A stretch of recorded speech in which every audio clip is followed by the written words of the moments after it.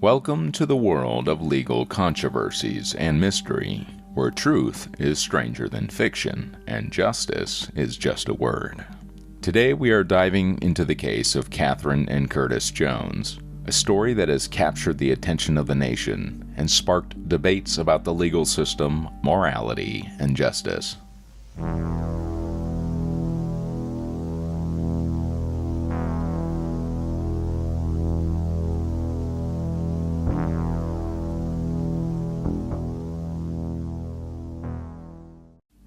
Catherine's birth date may be a mystery, but we do know she arrived in 1985 as the first bundle of joy for her proud parents, Curtis Jones and Stacey Parks. However, the facade of a perfect family was merely a mask for the dark truth. Stacey suffered from constant physical abuse at the hands of Curtis, starting from early on in their relationship. Tragically, one of Curtis's violent outbursts while Stacey was pregnant with Catherine resulted in a premature birth and a tear in Stacey's uterus. But despite the hardships, the family grew stronger with the arrival of their second child, Curtis Fairchild Jones, on May 31st. To the young children, their parents' love and presence was all that mattered, and they cherished each other's company. But behind closed doors, Stacey continued to endure Curtis's abuse, hiding the truth from her children's innocent eyes. Despite it all, the family preserved and held on to the love that they shared. Speculation has it that the children eventually became aware of the difficult situation at home. For Stacey, the burden became too much to bear, and in 1989, she made the brave decision to leave and start a new life. Sadly, she couldn't take her two young children, Catherine, 4 years old, and Curtis, 3 years old, with her, fearing rejection from her own mother due to their biracial identity. So she entrusted them to their father, Curtis Sr. At the time, Stacey believed she was doing what was best for her children, but little did she know the turmoil that would ensue. The family dynamic shifted as what was once a foursome became a trio, and the children learned to adapt and cherish their father's love and attention. But even that newfound stability was soon threatened as the family faced new challenges. The developments after Stacey's departure from Curtis in 1989 are somewhat hazy, but by 1994, Stacey noticed something was amiss with her children. In the 5 years since she left Florida for Kansas, a male relative of Curtis had moved in with him and the children. At first glance, this may seem like a typical living arrangement for family members, but this particular relative was far from typical. With a criminal history that included robbery and a conviction for sexual crimes involving a 14-year-old girl, this individual was a registered pedophile by 1993. In 1994, during a holiday visit to their mother in Kansas, Curtis Jr. confided in Stacey about the abuse he was suffering at the hands of their relative. As the only other male in the household, Curtis Jr. was forced to share a room with this individual and reported being fondled by the older man. It's unclear if Catherine was also subject to similar abuse, but she may have remained silent at this time. Following Curtis's disclosure, reports were made and an investigation was launched. However, the case was ultimately closed after Curtis Jr. recanted his statement, likely due to fear or coercion. This misstep marked a turning point in the situation and set the stage for things to spiral out of control. If any of the parties involved, including Curtis, his parents, or the authorities, had acted differently, the outcome might have been vastly different. Unfortunately, that wasn't the case, and a tragedy was just on the horizon. During this time, Curtis and Catherine continued to endure physical and sexual abuse, with brief moments of speaking out and seeking justice. In 1996, 2 years after the first investigation, another case was opened regarding Curtis's bruises and swollen eye. The extent of this investigation and any resultant actions are unclear. However, based on the fact that the abuse persisted in the household, it is unlikely that meaningful progress was made. Just prior to the murder, in September of 1998, another investigation was launched. This time, it was regarding Catherine, who at the age of 13 had run away from home. Her school teacher, concerned for her well-being, reported suspicions that Catherine was being sexually abused. The investigation found some evidence of sexual abuse, but like previous investigations, it was cut short. Catherine had tried to tell her father about the abuse, but he didn't believe her and took the side of the relative in question. By the time the investigation started, Curtis Sr. had intimidated Catherine into lying to authorities and denying that the abuse had taken place. Fearful of being separated from her family, Catherine complied, and the investigation was terminated. Although the investigation wasn't as thorough as many believed it should have been, investigators reportedly warned Curtis Sr. about the relative living with the family, given their criminal history and the danger they posed to the children.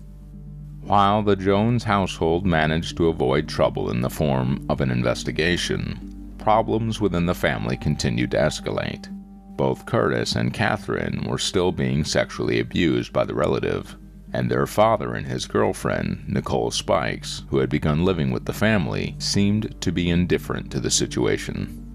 The siblings found solace and comfort in each other, with Catherine confiding in Curtis that he was the only one who believed her when she revealed the sexual abuse she had suffered at the hands of their relative.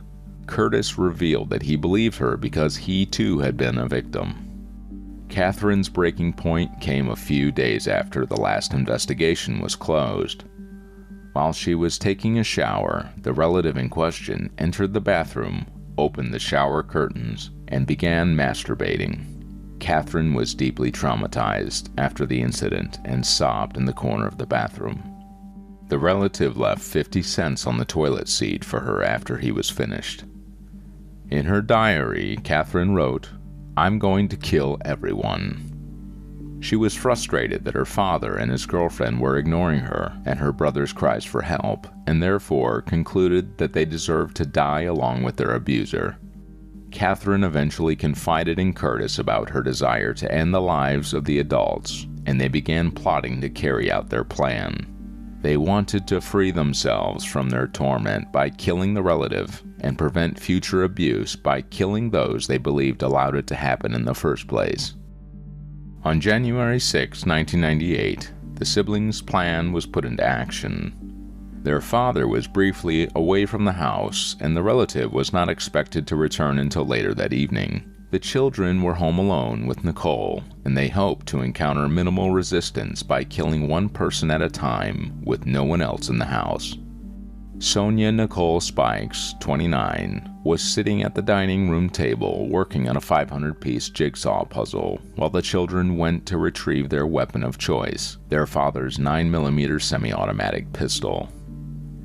Catherine fired the first shot, hitting Nicole in the stomach. However, she dropped the gun due to the recoil of the shot. Curtis picked up the gun and fired wildly, shooting at Nicole and everything around her. All 9 bullets were fired, 4 of which fatally wounded Nicole. After the shots were fired, Curtis panicked at the realization that he had killed someone. Quote, "This wasn't just some fantasy in our heads anymore. It was real," Catherine said in an interview. Once again, this is reality now. This isn't some idea that's in our head anymore. This is reality. Catherine tried to calm her brother down, and the siblings attempted to clean up the crime scene. They moved Nicole's body from the dining room and attempted to clean up the blood with bleach. They then attempted to make the scene look like a robbery had taken place before fleeing the house. They stopped briefly at their neighbor's house to say that they had accidentally shot the gun. With the loose ends tied up to the best of their ability, Catherine and Curtis went into hiding in the woods near their house. It is uncertain who called the authorities about Nicole's passing. However, it is believed to have been the neighbors whom Curtis and Catherine confessed to, or Curtis's father, who discovered Nicole's dead body upon returning home. Regardless, the police were notified and initiated an investigation.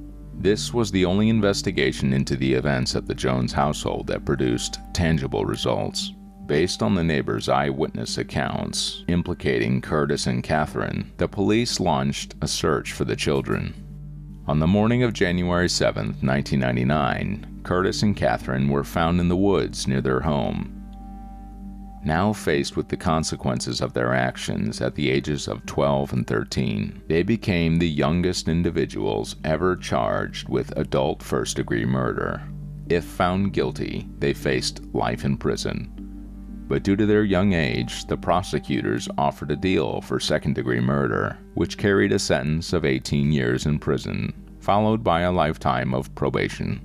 The children, inexperienced and frightened, accepted the deal without a proper trial, and no evidence or witnesses were presented. Catherine and Curtis remained silent about the abuse they suffered, likely fearing that their accounts would not be believed.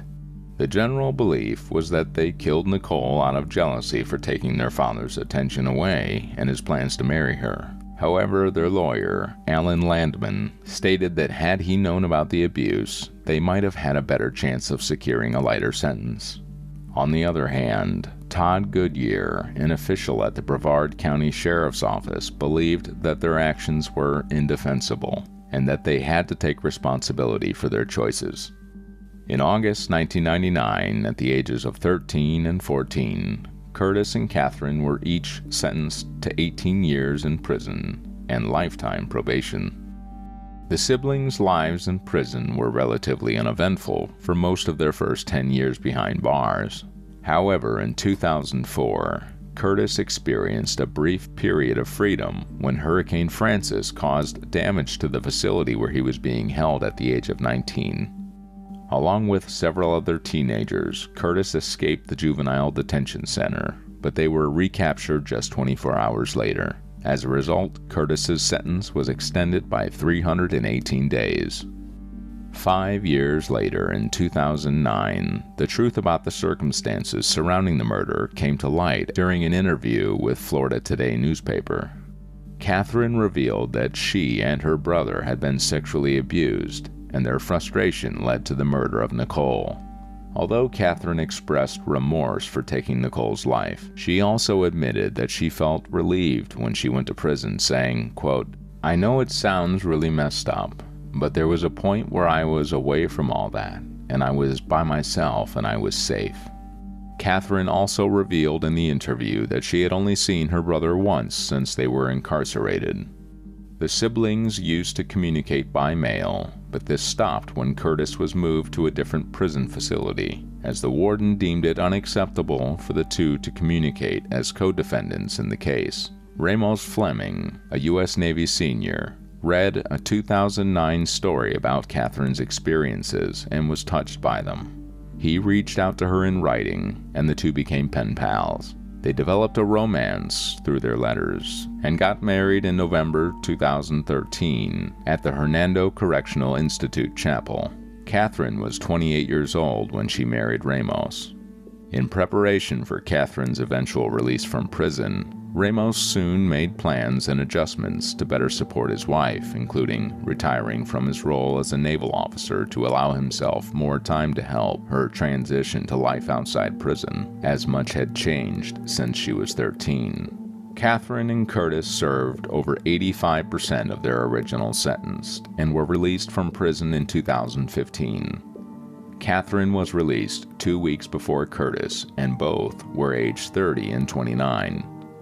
Curtis became an ordained Christian minister, while Catherine went after a traditional life. Catherine's marriage with Ramos did not work out, but she received a scholarship for school and is working to advocate for fair sentencing of young people. Both siblings are adapting to life outside prison and following the rules of their probation. This case was truly a tragic event in both siblings' lives, but also as a learning experience for the justice system. What do you think about the case? Let us know in the comments below, and don't forget to hit the like button, bell icon, and subscribe.